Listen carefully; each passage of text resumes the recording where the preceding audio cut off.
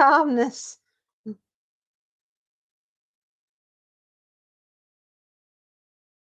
Hi, everybody. Welcome to the other room by Jill Bennett, part one. How are we doing, everyone? How are we doing? We're still alive. We're in control. We're not stressed. We're doing grand. Hello, Space Note. Are you ready for a spooky tale, everybody? Right, it's what we do. It's the other room by Jill Bennett. Yeah, that is our Saturday night horror. Ghostly goings on for Christmas, my lovelies. Everyone's here who wants to be here. Why are we all here, everyone? 'Cause we're not all there. It's an oldie. Ah, right. I'm sorry I was rushing, but I am here now, my loves. I am here.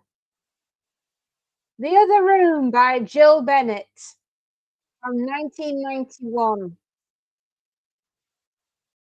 They pressed the up button again and again, but there was no response. The lift had stopped working. Martin and his mother stared at the closed door in dismay. They didn't have much more to take up, but both of them were tired, cold, and bad-tempered. "Never mind, dear," Mrs. McHenry said brightly. "Just be grateful that is only the third. You could have been headed for the 11th, you know." And she gave a merry little laugh. "Silly cow," Martin's mother muttered under her breath, in no mood for jokes with her social worker. She picked up a travel bag, a rug, and a load of supermarket shopping and turned towards the stairs. Martin followed her, his aching arms only just met around the box of kitchen pots and pans he was carrying. Mrs. McHenry, smiling with determination, brought up the rear. Oh, she thought as she tramped up the new concrete staircase, trying not to notice what was scrawled on the walls. It's a sight better than the hostel. Sharon will soon feel the benefit of her place of her own, and Martin will get the chance to breathe a bit. Poor Scrap, she could have added. In her job, she saw many children worse off than him. Privacy in a two-bedroom flat was luxury after all. He paused at the door of the flat. Martin and his mum were standing in the centre of the living room, their baggage all around them. "Home, sweet home," Mrs. McHenry's voice was brighter than ever. "Come on, dear, we'll put on the kettle and have a nice cup of tea. Where's the teapot?" He was gone at last. Sharon Butts sipped the last of her tea and stared at the biscuit crumbs on the melamine worktop. She didn't look old enough to have a boy of Martin's age. "I'm going to look round." Martin slid off his stool and walked through the rooms. Sharon heard him, opening and shutting doors and cupboards. "Mum," he called, "I've found my room." "Well, you didn't have far to travel." His mother went to join him, her mood lightening in response to his. He ruffled his hair. "Get your stuff in here and we'll go and get a pizza tonight." "Oh, great!" Martin was sure it was going to be different now they had a place of their own. Going out with his mum for pizza must be a sign that a new chapter was beginning. This was to be his real home.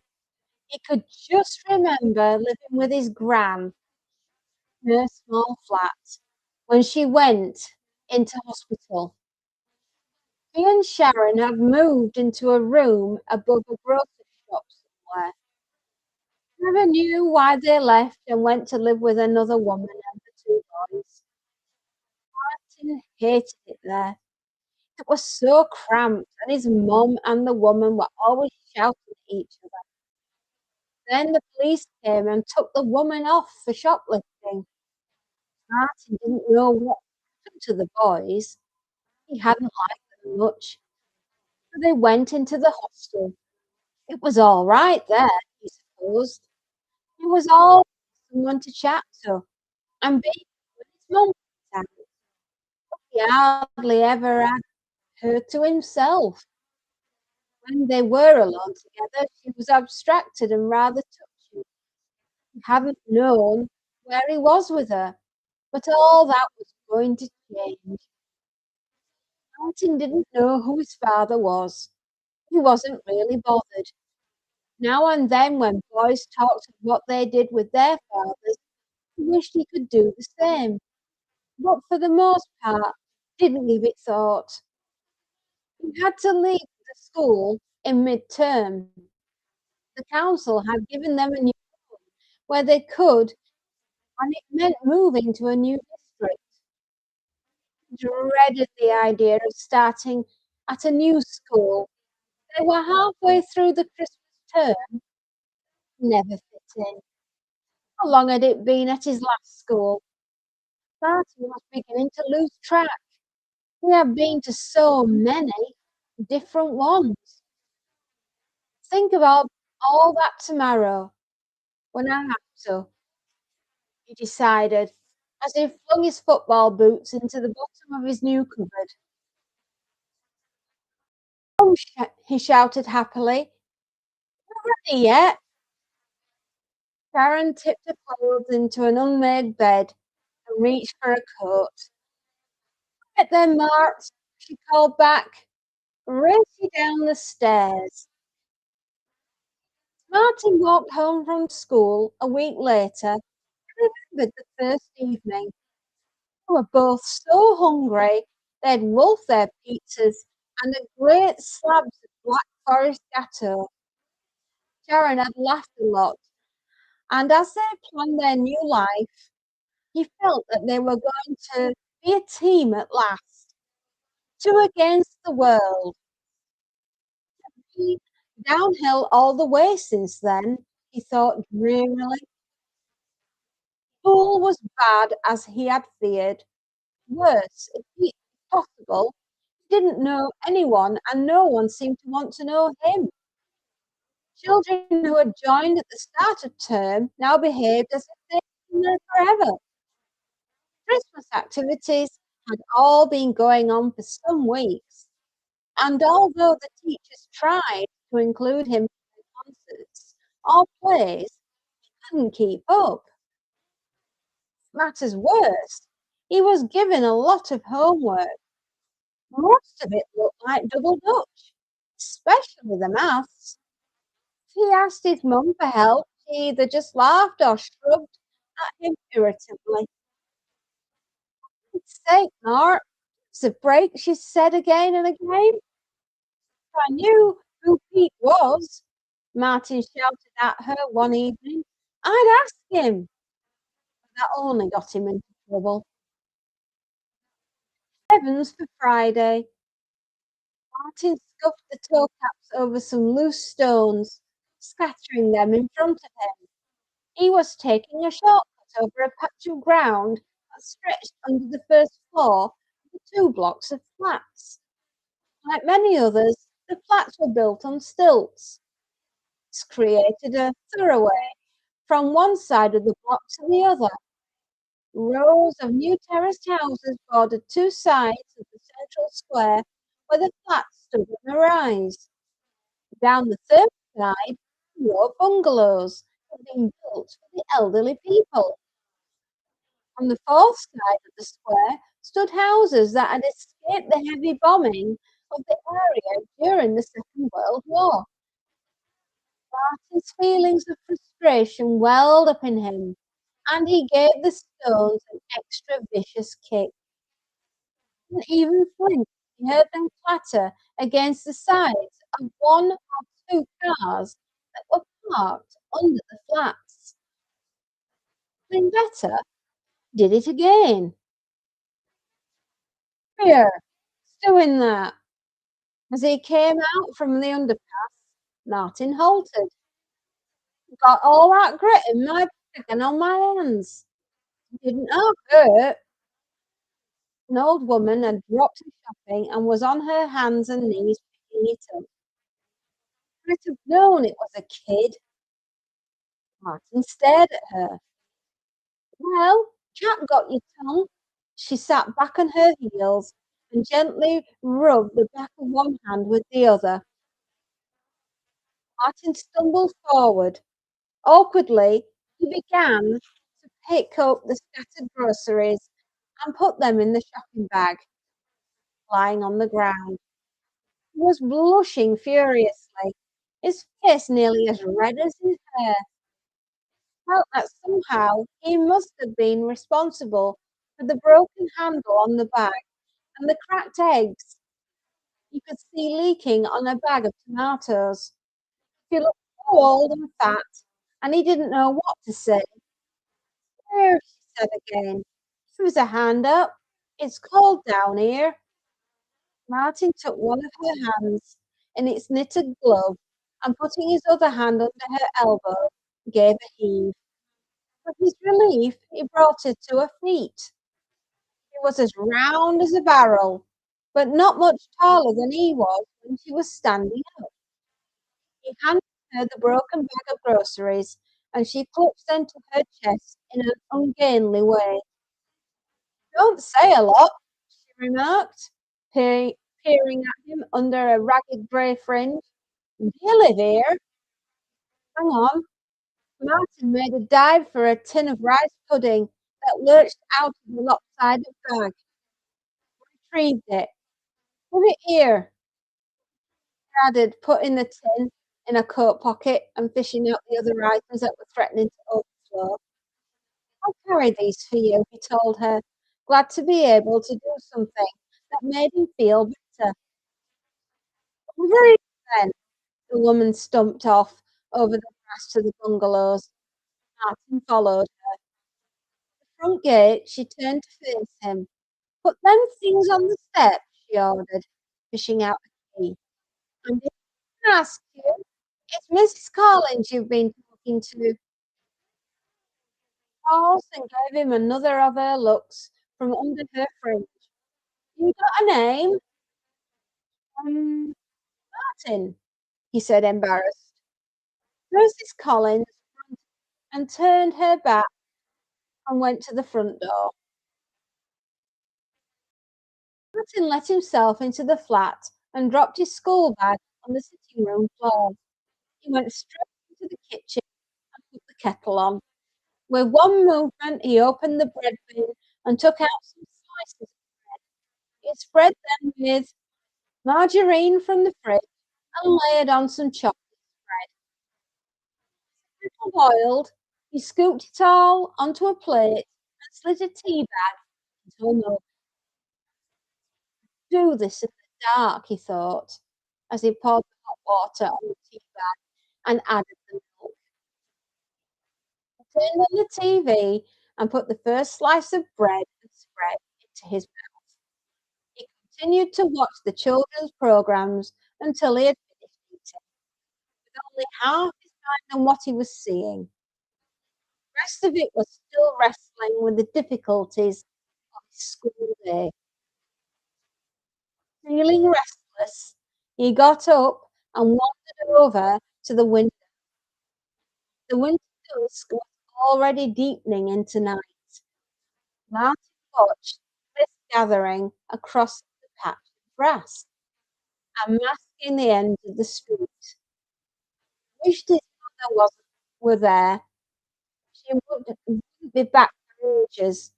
She had got a job at a supermarket, a bus ride away, and it would be going 6 o'clock before she got home. Took his school bag and dragged it on to the table, stood against the wall. This was the outside wall. It had no windows in it and was covered in a dull beige wallpaper. Sharon had stuck a poster of a pop group on it, but one edge was already peeling off. Martin found it depressing. Also, he had an odd feeling when he thought that there was nothing on the other side of the wall, only space, and right now, dark space. He left his books in the bag and sat down. Putting both elbows on the table, he stared ahead, straight at the wall. Television was wittering on behind his back, but he didn't hear it. He felt very tired and very empty. The beige wall seemed to waver under his stare. His mind drew shadows on the wall which turned into shapes, and he let himself go with them. It gave him a sensation that was a little bit like swimming. He was half aware of it. He didn't notice the change in the beige wall at first. When he did, it came as a shock. The wall had disappeared. This place was another room. True, it was all a bit hazy, as if it hadn't a net curtain in front of it, but it was there. Martin blinked hard, but the room didn't go away. It was obviously a room because he could see its three walls. Only the fourth wall, the beige wall, was missing. His head spun. He looked away and back again. It was still there. He leaned forward against the edge of the table and peered at it. The room was lit by a standard lamp and the glow from a gas fire. The lampshade was a sort of pink colour.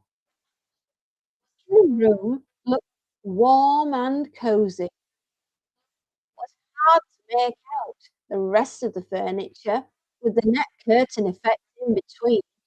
Martin thought the ceiling sloped a little. It was an attic room. He loved attics. They had so many funny shapes to them, unexpected nooks and crannies. Was there someone in the room? Couldn't tell. Like a freezer out there. Front door of the flat slammed shut and made him jump, and the strange room immediately disappeared. Mother was stamping her feet on the carpet. Not much better in here, Martin. Martin, turn the heating on, for goodness sakes. Martin stared guiltily, confused for a moment. Was his mother home early, or had he been staring at the wall for longer than he knew? He realised he was feeling very cold. Sharon strode over to feel the radiator. She said. I don't have to turn on anything, Martin protested. It's on all the time here. I don't think much of it. Martin's heart sank. His mum was obviously in a bad mood. Perhaps it had been a long way to the bus stop. It didn't take much to rub her up the wrong way. Got your supper on the way home? Sharon put a bundle of fish and chips on the table in front of him. Warm smell of fish oil in the oil lifted up, and Martin started to feel hungry. He opened the paper and pulled out a chip. "To plate, you lazy tyke." Sharon still hadn't taken her coat off and was looking at him certainly. "Where's yours?" Martin had fetched a plate and a knife and a fork from the kitchen. He was balancing a bottle of sauce on top. But his mother began to reach for a scarf. "I'm going out.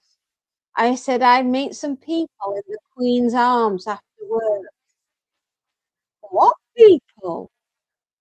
Martin demanded. "Just people.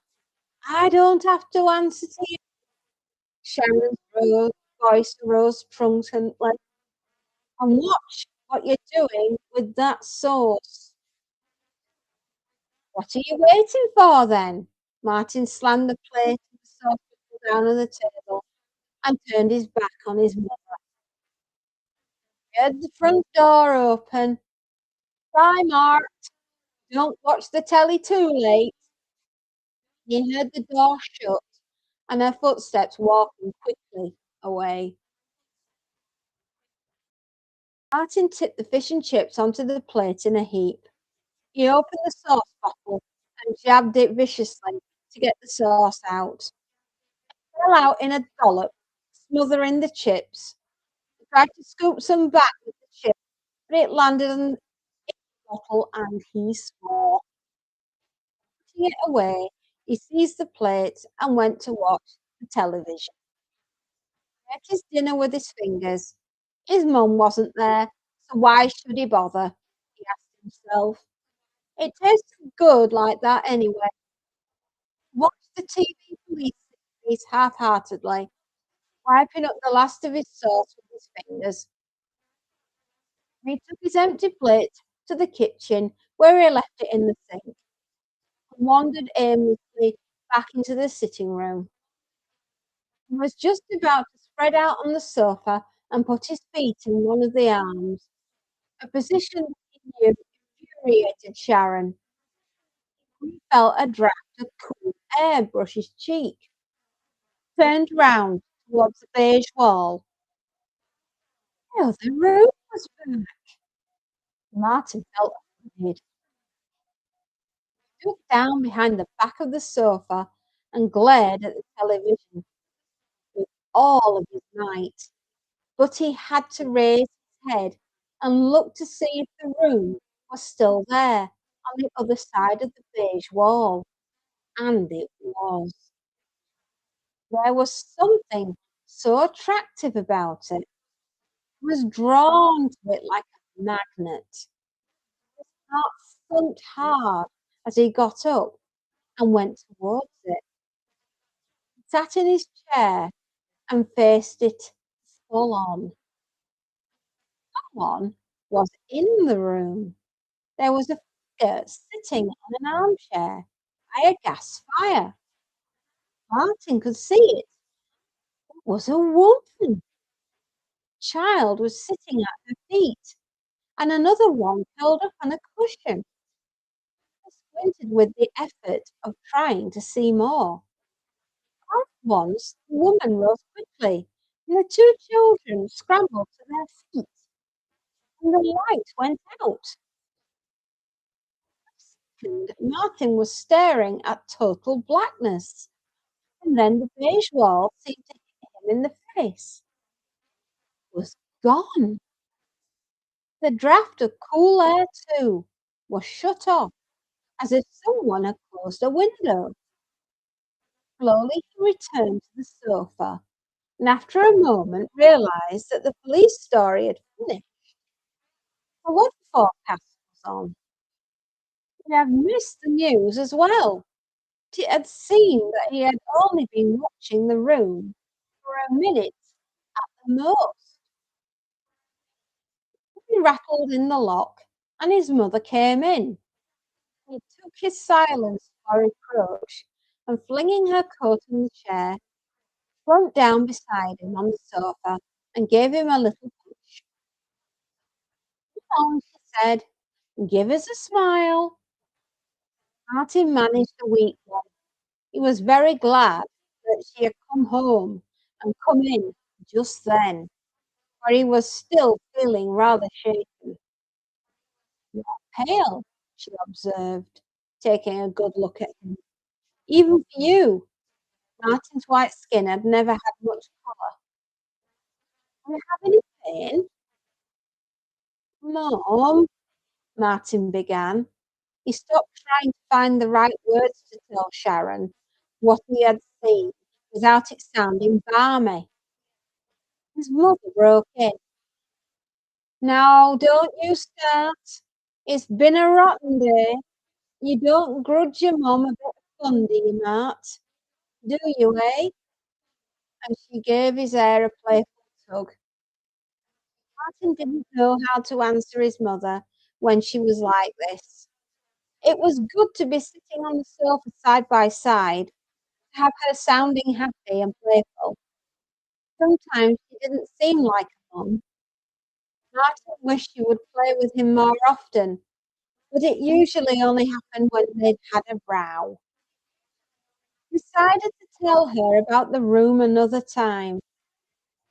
Sat together a bit longer till Sharon shooed him off to bed. Well, he thought, it's the weekend now.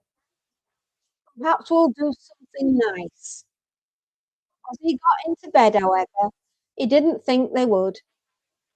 On Saturday, Sharon got up late, went shopping, and either spent hours watching TV or else had a visitor, usually Charlie, who wasn't interested in doing anything much except drinking beer and watching football. He didn't mind that, liked football. But then his mum and Charlie went out, giving him money for a takeaway. On Sundays, Sharon got up even later and never seemed to be in a good enough humour to go anywhere or to do anything. Martin sighed and buried his head in his comic. He always read till he fell fast asleep.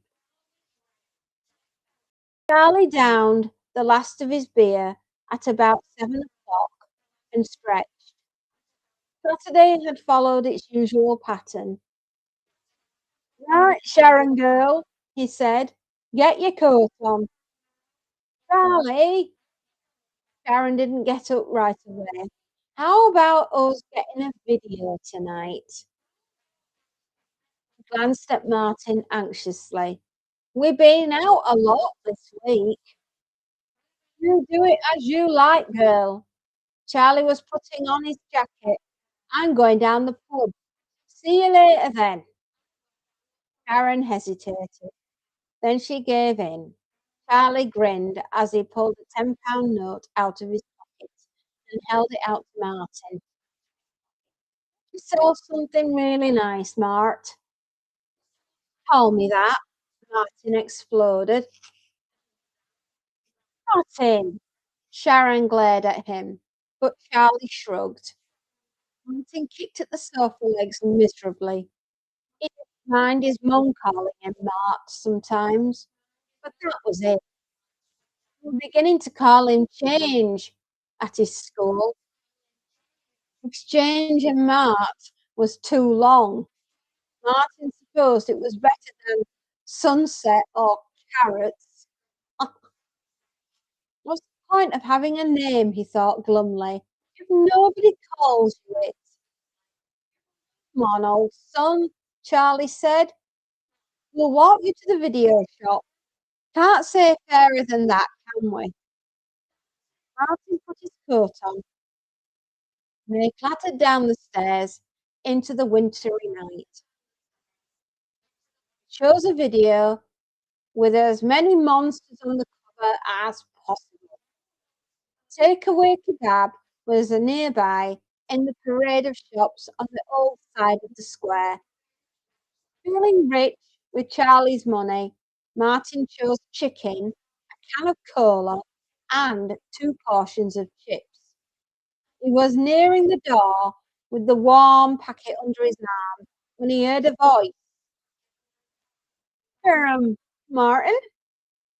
Mrs. Collins was sitting at one of the tables, tucking into a steak and kidney pie. Martin grinned at her in surprise. "Sit down," said Mrs. Collins. "Be my guest. Go on," she added, seeing him hesitate. I won't bite, you know. Martin did so. His mother always told him to go straight home. But why should he? She wasn't around. Well, said Mrs. Collins with a mouthful. Stuck in then. They ate together in silence for a bit. Martin was warm with the food and the company. He ate ravenously. "I'll make your hair curl," Mrs. Collins observed when he'd finished and put it to one side. Then she laughed, for Martin's hair was already very curly. She laughed so heartily that Martin joined in too, although he didn't think it was that funny. Still chuckling, she said, "I'll get us a cuppa. Don't get up." "Where do you live then?" Martin watched, fascinated, while Mrs. Collins spooned 4 heaped spoonfuls of sugar into her cup. Told her. "Ah," she said, as she stirred the sugar in thoughtfully. "I remember what it was like before they built those flats, and my bungalows, if it comes to that. Have you lived here long?" Martin plucked up enough courage to ask Mrs. Collins a direct question. "My word, yes," she replied. "Born and bred around here. My dad ran a sweet and tobacco shop. All the war bombed, of course, like everything else." "Mhm," Martin echoed. There was something so final about that word. "Bombed." He had seen pictures of bomb devastation. Who hadn't? Thinking of it here, where they were sitting, it made him feel funny. "What was it like?" he almost whispered. "I was a young woman then." Mrs. Collins' eyes had a faraway look. "I joined the ATS, the Woman's Army, soon after it began, so I wasn't home much. That's when I met Mr. Collins. We were allowed home on leave from time to time. Thing was, we didn't know what we'd still find standing each time we returned. The gasworks was the trouble. For some reasons, the Jerrys made a beeline for it, night after night. They got it in the end." Martin tried to imagine shifting, disappearing landscape, houses and rubble. He shivered a little. "It's a ghost going over your grave." "You shiver like." He gave him her under the fringe look. "Like a ghost yourself. Just be getting home in the warm." "About the houses, where our flats are?" Martin wanted to know. "Ah, they were the best," Collins said. "There was a group, 4 big houses, lovely gardens. They got big for some of the owners when the coal that was short, so a couple of them became boarding houses." He saw Martin's raised eyebrows. "Oh, you know, people lodging in they let rooms." He got up. "Come on, young man, you can escort me home if you wants." It's a handsome escort. Martin, still wishing to know more, followed her out. Leaving Mrs. Collins at her gate, Martin ran home. It was one of those dead, cold winter nights with no stars. Jack did not welcome him. Empty cans of beer stood on the coffee table, and Charlie's cigarette ends filled the room with their stale smell. With a thrill, Martin remembered what had happened the evening before, quite forgotten it in the boredom of the day. He looked towards the beige wall and saw it shift and darken. With growing excitement, he walked towards the table and sat down. He hadn't even taken off his coat. That curtain effect had gone. The room was clear. He took in all the details eagerly. The ceiling sloped in two places with skylights in the slope. There was some sort of flowery wallpaper and a mantelpiece with a tiled place for a gas fire. The lamp was behind the armchair, shedding its glow on the lap of a woman who was sitting in it. On the rug in front of the fire, two children were sitting playing cards. There was no carpet on the rest of the floor, only some shiny covering. Martin thought it looked like very cold in contrast with the feeling of warmth around the light. The boy was about Martin's age, and his sister a couple of years younger. The boy had his hair cut very short, while the girl's hung in two plaits tied at the end with bows. The boy was wearing short trousers and knee socks. Martin thought he looked odd. Children finished playing their game, and the little girl leaned back against her mother's knee. She stroked her hair absently. She was holding a piece of paper in her hand, reading it again and again. It was a letter. Martin could just make out the fact that it had strips of wording cut away. There was almost no letter left. The woman sighed. Martin jumped. He didn't expect to be able to hear anything. It made him feel unbearably excited, and he waited for more, holding his breath. "I won!" the boy spoke. "You always do," his sister said without much feeling. What were they playing? Thought Martin. Me?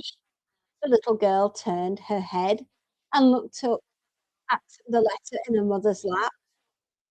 "What did Daddy say?" Her mother smiled wryly. She held the ruined letter out. "Sends all of us his love," she said. "At least the Germans didn't cut that out." And again, with no warning, the family got quickly to their feet, and the light went out. A black void hovered for a second in its place and disappeared. "Oh, don't go," Martin said aloud as the beige wall closed around him. He felt instantly lonely. He also felt cold. "What happened to me?" He looked around his bleak sitting room, where he was looking into the other room. He felt such an intense curiosity and a longing to be part of that immediate family circle, enclosed by the glow of the standard lamp. He flung himself down on the sofa in front of the blank television set and tried to think. Tried to imagine himself telling his mother and even Mrs. McHenry about it, but he couldn't. "Where's this room, Mum, that appears on the other side of the sitting room wall?" Well, if that bit sounded daft, what would the rest sound like? Anyway, he thought, it's my secret. I want it. He went over the moments again, trying to find a clue to help explain the things he had seen. They all looked old-fashioned. That was clear enough. And the mother had mentioned the Germans. Martin made a link. It's the Second World War time. Heart gave a leap. He had seen films and photographs to do with those days, and it all fitted in. "I'll go to the school library on Monday." Martin resolved. Maybe I can find out about that funny letter. He really wanted to know more about the two children and the mother. Went over it again many times before he fell asleep. I forgot to watch the video. Harry and Martin watched the video together on Sunday afternoon. Martin's eyes kept straying to the beige wall. Sitting on my nerves, Martin, staring at nothing. What do you expect me to see there? Sharon remarked. Not coming, she's here, thought Martin, and he found himself wishing Sharon would phone Charlie and go out, but she didn't. Next day, he plundered the school library for Second World War books and studied them when he could. He rushed back from school to see if the room would come to him. It did, and over again. Love came and went, as before, sometimes leaving a frozen dinner for him to put in the oven, sometimes bringing in a takeaway, eating it with him, and then going out again. Sometimes, not often, staying in and watching TV. Martin began to hate that. Everything was going on in the other room, and he wasn't there to see. Begun to think of them as all of his family. Didn't do anything very exciting, but he just loved to watch and feel included in their warm family life. Sometimes the mother mended a pile of socks and woolies.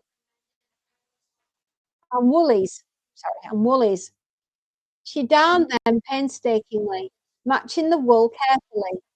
Other times she knitted. This was always a khaki wool scarf for the soldiers. Children teased her about the lengths when she held them up against them to be measured, or kept close to the gas fire. Sometimes they brought their books. Martin thought of them as they were school books, or they drew pictures or played board games. Favourites like drafts and Ludo. Martin could hear the radio playing in the background. A little girl sometimes irritated her brother. Martin quite understood. She could be a nuisance. At school, he began to question everyone he could think of about the war. All his teachers were too young to remember it, but they lent him books and helped him where they could. It got to the point where I began to think he was obsessed by the war, and in a way, he was. The more he learned, the more he could understand the family's conversations. The ARP, the blackout, the names of bombers and battleships became familiar. He still hadn't discovered why that letter on the first day was so put about, or hadn't mentioned it again. In the middle of doing something, of speaking, even they would scramble to their feet and the light would go out. It was as if they could hear something that he wasn't able to.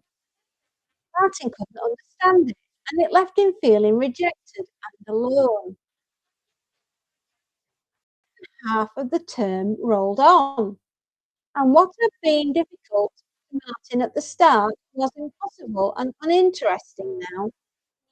Other children teased him to begin with, making Churchill peace sign at him and pretending to be air raid sirens.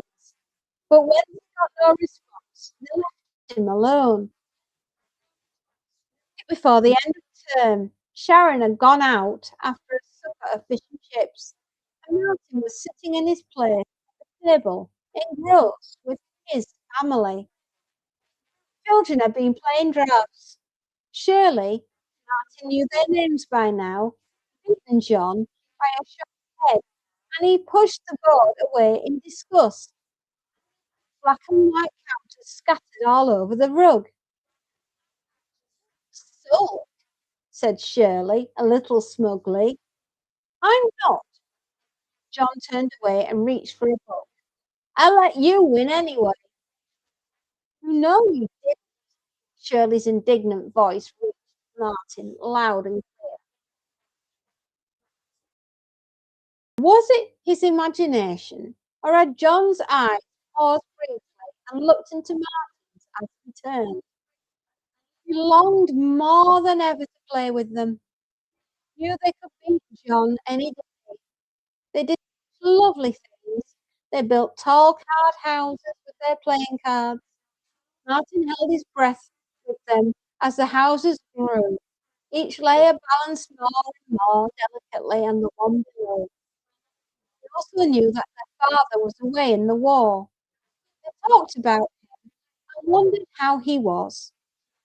He was in the army, although it wasn't clear where he was. He grew to recognize the music on the radio when it played dance tunes or songs for the men serving in the war. Shirley and John knew the words, and Martin was getting to know them as well. They all sang along together. It was playing dance music now. Their mother got up and held out her arm. "Dance with me, John," she said. "Mother!" John shouted at her. Mother laughed. "Well, dance with Shirley then." "No fear." Shirley turned her back and John pushed her. Martin laughed with them. For a split second, the children in the other room paused, listening to something. Then, with the usual maddening abruptness, they scrambled to their feet and the lights went out. Next day, Sharon pushed her way through the front door of the flat with her arms full of shopping. "Oh," she exclaimed, "it's Christmas for you, Mart. Got my first present today." Martin had forgotten about Christmas. Forgot most things. "Are you living in a different world from the rest of us?" Sharon dumped her bags on the sofa. "Look, Mart, you have to pull yourself together. Mr. Roper wants to see me about you. What have you been doing at school?" Martin couldn't think of anything to say. Sharon felt anxious about him. He was so quiet these days. In one way, it suited her that he didn't seem to care if she left him alone anymore. But then he didn't care about anything much. He hadn't even said what he wanted for Christmas. He asked him once or twice, and he'd only said he'd think about it. Wasn't like there was something about his pale, wan face that touched her as she went across and put her arms around his shoulders. "Come on, Bart, let's have a smile. That had always worked before." Martin smiled mechanically at her. He was thinking, "You think they saw me last night? They knew I was there. I wish she'd go." It was the week before Christmas. Sharon didn't get off work until lunchtime on Christmas Eve, so Martin was given a list of things to buy and do. She wrote everything down and stuffed the list of money into his pockets and tried to make him remember what he had to get. He did his best to do what she had asked. It meant he could be at home with his family, and he was happy. Anna turned and looked at him for the last time. He just knew it. The thrill that went through him then was like nothing he had ever felt before. He longed for it again, and for Shirley too, and above all their mother to look at him. Struggling home with 2 bags full of tins of food for the Christmas break, he saw a familiar figure in front of him. Martin broke into a run. "Mrs. Collins!" he panted up beside her. "Here!" she said in surprise. "It's what's her name?" "Martin," said Martin. "I've got a trolley now," Mrs. Collins said proudly. "Gave up on those bags. They was always bursting." "Remember," Martin grinned. He liked Mrs. Collins. He was glad to see her again. She knew about the Second World War. She'd been in it. "So shopping of yours on top of mine," she told him. "There's room. I'll give you a lift," did so gratefully, and walked along with her, trying out how to ask her what he wanted to know. "Mrs. Collins," he began, "in the war, did you ever see letters with holes in them?" "Oh, absurd, you mean?" "Don't know. I saw bits cut out all over it." "Where'd you see them, for heaven's sakes?" "Oh, so in the library." He didn't think she'd ask that. "I remember them letters." She stopped outside the gate and leaned on the trolley. "Dratted things. I was scared to send them," Martin asked eagerly. "Well, boys, the service sent them. If they held any information that the powers that thought you shouldn't know, they just come out. Sometimes all I got from my collies was 'Dear Edie,' and a lot of ands and buts, and your loving husband Bert. I could have killed a lot of 'em." "The Germans do that," Martin persisted. "Those?" "No," Martin kept on. "The letters that came to us." Mrs. Collins frowned. Then she said, "You mean letters Christmas War?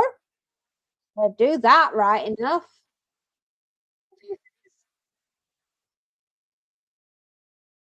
"A prisoner of war," Martin breathed, not realizing he was talking out loud. "What are you talking about?" demanded Mrs. Collins. "You trained him or what?" To his great relief, she didn't stop for his answer. She was following her own memories. "Time of year was always worse, Christmas. Worse for families without their men, and the soldiers, but worse for poor blighters behind the wire." "What was it like to have Christmas in the war?" Martin could see Collins was ready to remember. "Oh, we did what we could to have a good time. Saved all through the year. Christmas," she smiled to herself, "we had some good proper times all together. People seemed to care about what happened to the others." The other sigh. "Could drop dead today." "And stop bombing at Christmas." Martin tried to keep Mrs. Collins to the point. "Oh, not likely." Shadow crossed her face. "Come to think of it, those big houses up by your flats got a ticket on Christmas Eve." "Yes, I remember. Out and leave that time. It was all in the Queen's Arms, in the cellar, during the raid, keeping the Christmas spirit flowing." He chuckled at the memory. "We heard it fall. Close." Still silent. "Happened?" Martin asked her. "We all went outside after the all clear. What a mess. See the houses were down. There was ever such a large ball of smoke. All ran up, see if we could help. The ARP, the lot of them. I were there first, and then the ambulance." Martin couldn't let it go. "Did you know anyone there?" Mrs. Collins sighed. "Not really. Hear some by sight. Coming and going with the lodgers. I was a family who lived there longer than most, although I knew that my I was a sister with the Lady Anne from time to time. Nice woman." Miss Collins shook her head sadly. "The I remember most, I'll never forget it, was when they took the little girl out, and I have a scratch on her. Far as I could see, it looked as if she was asleep. because there was something odd about that bombed house. "Is the little girl dead?" Martin broke into her train of thought. "Course she were dead." Mrs. Collins spoke roughly. "You dead? A few tons of explosives landed on your roof." Stamped her feet. "Oh, blimey, it's cold. Get a life, boy, and forget all this morbid talk. Have Christmas." And she turned into her gate. Martin carried his heavy bags home in a trance. But Dad's prisoner of war was all he could think about. He couldn't wait to see them again, knowing that now he really felt like them, as if he were their brother and he had a dad who wrote letters from behind the wire. As soon as he sat in his chair, the other room appeared, as if it had been waiting. The woman was asleep in the armchair, her face looking pale in the light of the glowing lamp. John and Shirley were doing a puzzle in a comic book, sitting on the floor together in their usual place. Martin watched their progress happily. At last John finished the puzzle, and with a nudge in Shirley's ribs, he looked straight at Martin and grinned. Shirley looked up, confused for a second, then she too looked out at Martin. She smiled quickly at him and looked away. She must be able to see me, Martin joyfully. Sharon came in with her arms full of a Christmas tree. The other room vanished promptly. "Why do you always spoil things?" Martin shouted at her, and stopped with her mouth open in a greeting, amazed. Martin, realizing too late what he had said, hung his head. Sharon felt that she was out of her depth with him. There was a silence between them. Then she said quietly, "It's Christmas Eve tomorrow, Mark. I was going to ask if you had anyone you wanted to invite over for Christmas." "Oh, thanks, Mum," Martin mumbled. "Suit yourself." Sharon walked through into the kitchen. "Come in tonight. Let's hope there's something worth watching." "Oh, not tonight." Martin's frustration knew no bounds.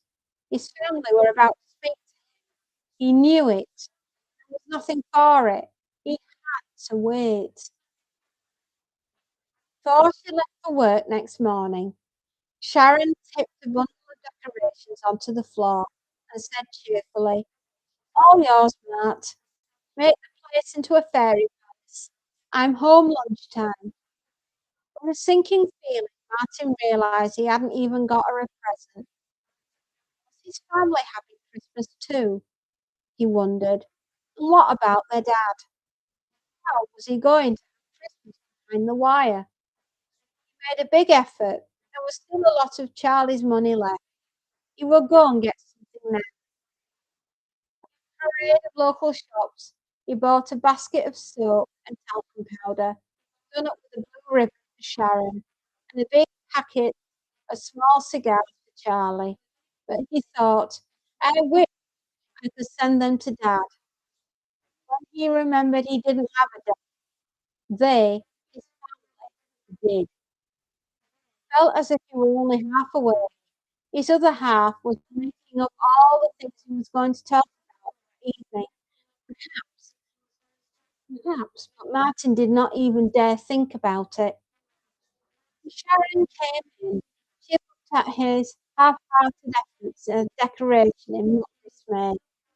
And at tea time, Charlie found them getting ratty with one another, but the tree was nearly respectable. "Hello, Charlie," Martin greeted him with more enthusiasm than he had done before.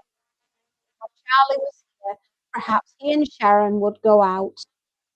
"Hello yourself, Mart," Charlie said, surprised, and put his hand in his coat pocket. "Guess what I've got?" And he waved the envelope about. "They look like tickets." Sharon made a grab and miss. "The panto, Girls and Boys, Puss in Boots, at the town hall." "Not pretend, but it'll be a laugh. Tonight." "It's a lark," Sharon said happily. "Isn't it, Martin?" Martin couldn't speak. "No," said his inside voice. "No, no, no, no." He felt desperately for something to say that would convince them he couldn't. "I feel sick." He clutched his stomach. "Sick, Martin?" Sharon sounded anxious. "Help," thought Martin. "I mustn't be so sick they'll stay." "It's not that bad, really," he went on. "I just feel I might be sick. I'd hate to be sick halfway through the show." "Can't leave you on Christmas Eve," wailed Sharon. "Here we go." Charlie began to sound annoyed. "I'll be fine, Mum, really." Martin sounded brave and cheerful. "I'll be in the wall, and there's good things on the telly." Sharon forgot Martin's lack of interest in the telly and weakened. "All right, love. Since Charlie's been so kind and we've got the seats, we'll be back as soon as it's over, won't we, Charlie?" "Spot on," said Charlie. So they went. Now Martin flung himself on his familiar chair. There in the other room, his family were hanging up paper streamers. Their mother held them. Shirley and John were looping them above the fireplace. There were one or two cards on the mantelpiece, and a small red candle stood at each end. "Pretty," their mother nodded at them when the streamers were in place. "Get the matches, John. We'll light the candles." "You like them," she said when she held them out. "Be careful." Shirley and Martin and their mother watched as John lit the candles. Two little pinpoints of flame added to the warm circle of light. John turned and looked at Martin as if to say, "What do you think?" "Lovely," Martin said aloud. John grinned at him, and Shirley looked around in response to the sound of his voice. "You really can hear me now. Be able to join in at last." Martin could hardly believe it. He saw John and Shirley exchange a look and turn together to their mother. They whispered something in her ear. "Of course," she told them, and she turned too and smiled at him. "Come and join us, Martin," she said, holding out her hands. Happiness and warmth filled Martin so full that he rose from his chair as if he were floating. This was what he had wanted so much he hadn't dared to move. He didn't look back. He walked across into the other room. Mrs. Collins heard the screams of the ambulance siren as it sped up to the flats on the hill. A figure lay still on the ground where the crowd of neighbours and passers-by gathered. Everyone could tell there was nothing to be done. 3 floors up were too high to fall from and live. What on earth had the boy been doing? The siren made Mrs. Collins remember what she had been trying to think of the other day. That all happened on Christmas Eve too. Filthy war, she said aloud. In her mind's eye, she saw the figure of the little red-headed boy again, lying amongst the rubble and twisted girders like a discarded toy. He looked a bit like red hair. No one knew him. He hadn't been living there. No one ever knew. Odd, wasn't it? Isn't that a weird one? He wanted so much to be part of the family, and the night that the house was bombed was the night that he joined the family. So let's just think, at least when he went, it was with people that he loved. That, my darling, was called The Other Room. Jill Bennett, and it's this book Christmas Ghost Story for you. It's from one of my favourite books, The Haunting Christmas Tales. I got in 1991, all those years ago. Beautiful, isn't it? Absolutely gorgeous. Well, I have an incredibly early start in the morning. I need to be up at 6 AM. I'm not looking forward to the challenge. However, I will blow you all a kiss. I will say good wave to you, my darling, and I will see you as soon as I can. Bye-bye.